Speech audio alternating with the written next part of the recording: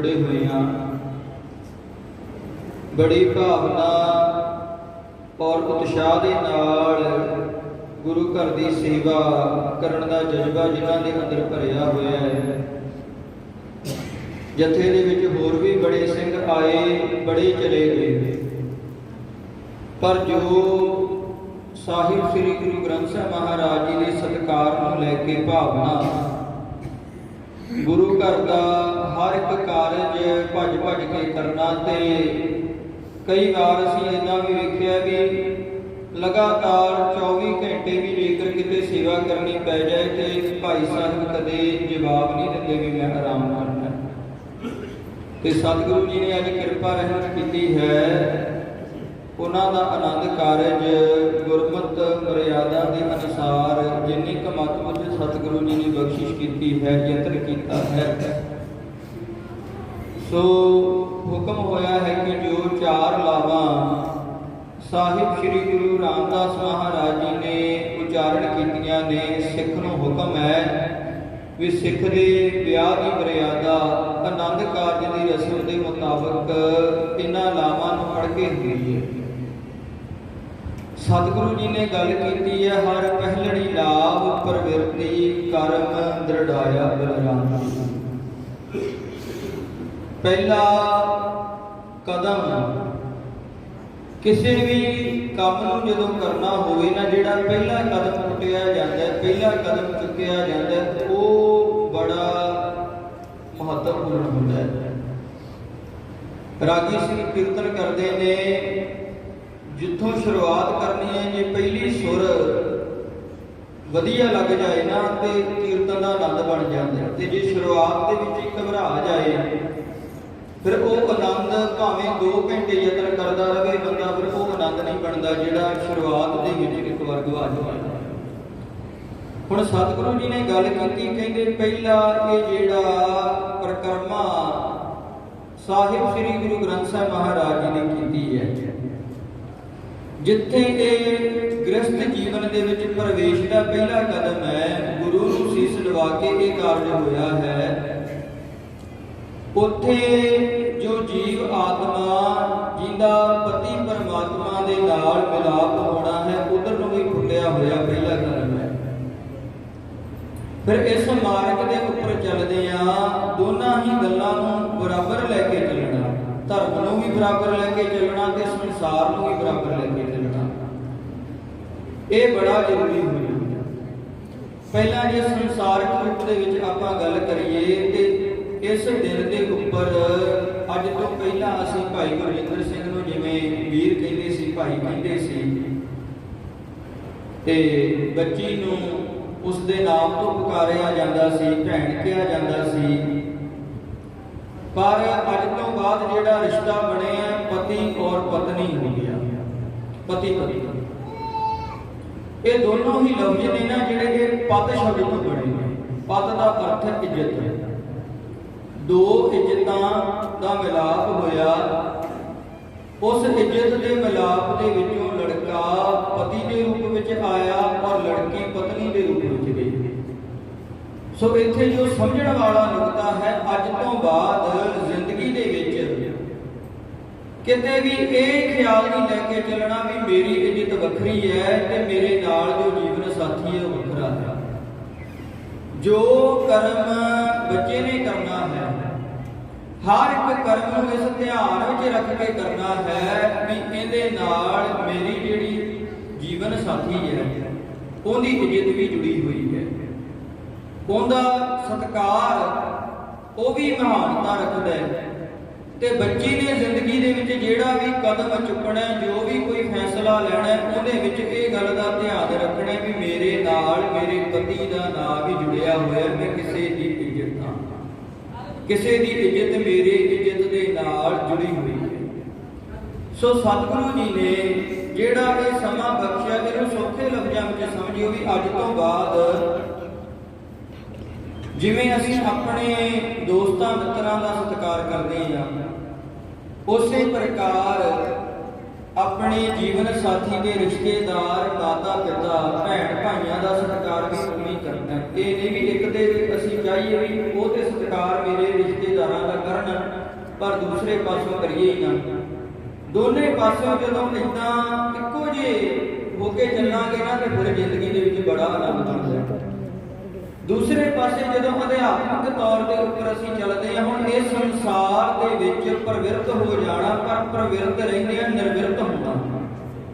ਸਤਿਗੁਰੂ ਜੀ ਨੇ ਉਹਨੂੰ ਧਰਮ ਨਹੀਂ ਆਖਿਆ ਵੀ ਘਰ ਪਰਿਵਾਰ ਨੂੰ ਛੱਡ ਕੇ ਬਾਗੀ ਹੋ ਜਾਓ, ਘਰ ਦੀਆਂ ਜ਼ਿੰਮੇਵਾਰੀਆਂ ਨਾ ਸੰਭਾਲੋ।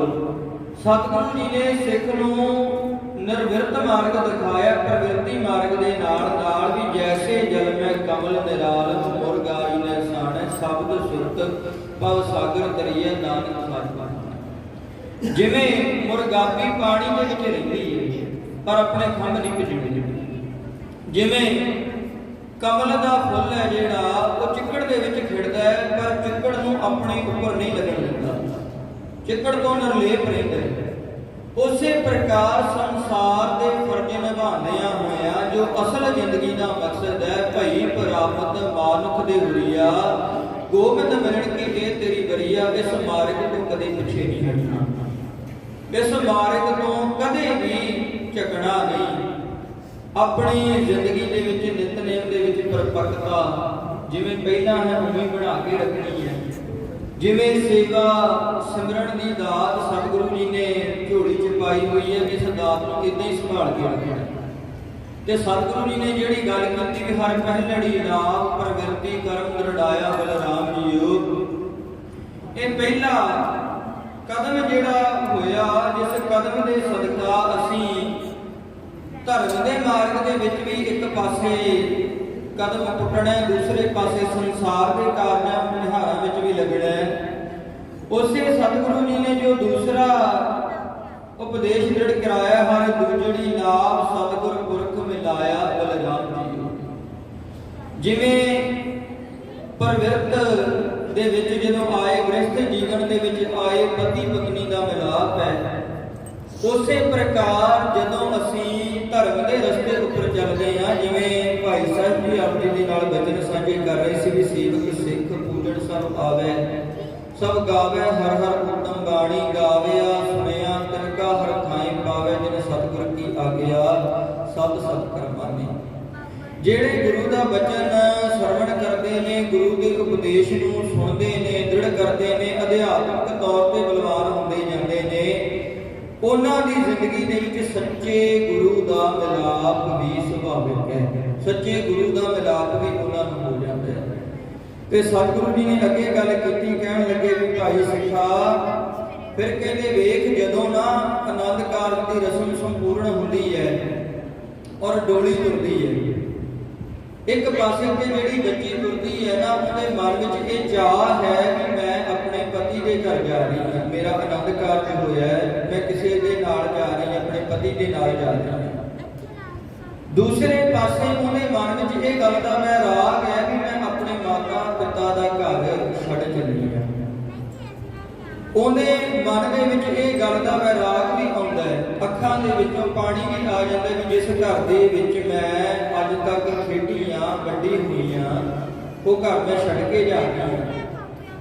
ਇਸੇ ਪ੍ਰਕਾਰ ਸਤਿਗੁਰੂ ਜੀ ਸਮਝਾ ਰਹੇ ਨੇ ਵੀ ਹਰ ਜਿਹੜੀ ਲਾਭ ਮਨ ਚਾਉ ਭਾਇਆ, ਕਹਿੰਦੇ ਇੱਕ ਪਾਸੇ ਤੇ ਉਸ ਮਾਲਕ ਪਰਮਾਤਮਾ ਨੂੰ ਮਿਲਣ ਦਾ ਚਾਹ ਹੈ, ਦੂਸਰੇ ਪਾਸੇ ਸੰਸਾਰਕ ਪਦਾਰਥ ਨੇ ਜਿਹੜੇ ਜਦੋਂ ਇਹ ਜ਼ਿੰਦਗੀ ਦੇ ਵਿੱਚੋਂ ਟੁੱਟਦੇ ਨੇ ਨਾ, ਤੇ ਬੰਦਾ ਵੈਰਾਗ ਨਹੀਂ ਹੋ ਜਾਂਦਾ, ਵੈਰਾਗ।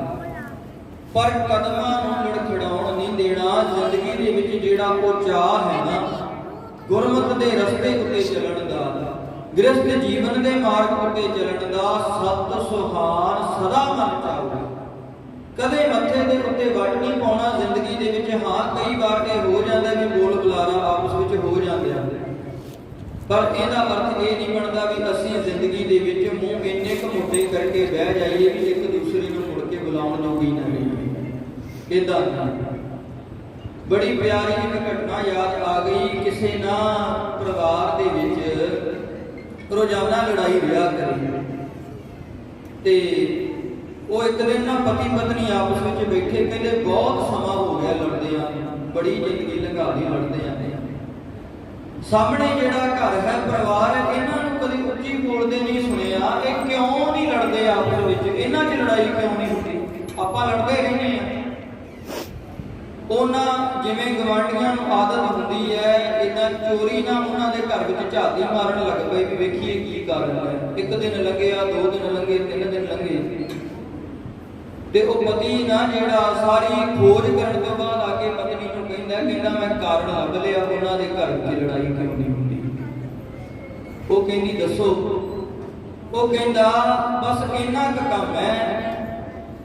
ਕਹਿੰਦਾ ਗਲਤੀਆਂ ਉਹਨਾਂ ਦੇ ਘਰ ਵਿੱਚ ਵੀ ਹੁੰਦੀਆਂ ਨੇ, ਕਦੇ ਪਤੀ ਗਲਤੀ ਕਰ ਦਿੰਦਾ, ਕਦੇ ਪਤਨੀ ਗਲਤੀ ਕਰ ਦਿੰਦੀ ਹੈ। ਗਲਤੀਆਂ ਆਪਣੇ ਤੋਂ ਵੀ ਹੁੰਦੀਆਂ ਨੇ। ਕਹਿੰਦਾ ਫਰਕ ਇੰਨਾ ਕਿ ਪੈਂਦਾ ਵੀ ਜਦੋਂ ਪਤੀ ਤੋਂ ਗਲਤੀ ਹੋ ਜਾਏ ਉਹ ਗਲਤੀ ਮੰਨ ਲੈਂਦਾ ਹੈ, ਪਤਨੀ ਤੋਂ ਗਲਤੀ ਹੋ ਜਾਏ ਉਹ ਗਲਤੀ ਮੰਨ ਲੈਂਦੀ ਹੈ, ਇੱਕ ਦੂਸਰੇ ਨੂੰ ਮਾਫ ਕਰ ਦਿੰਦੇ ਨੇ। ਕਹਿੰਦਾ ਬਸ ਉਹਨਾਂ ਦੇ ਵਿੱਚ ਲੜਾਈ ਝਗੜਾ ਹੋਇਆ ਹੀ ਕਦੇ ਨਹੀਂ ਜਦੋਂ ਮਾਫੀ ਮੰਗਦੇ।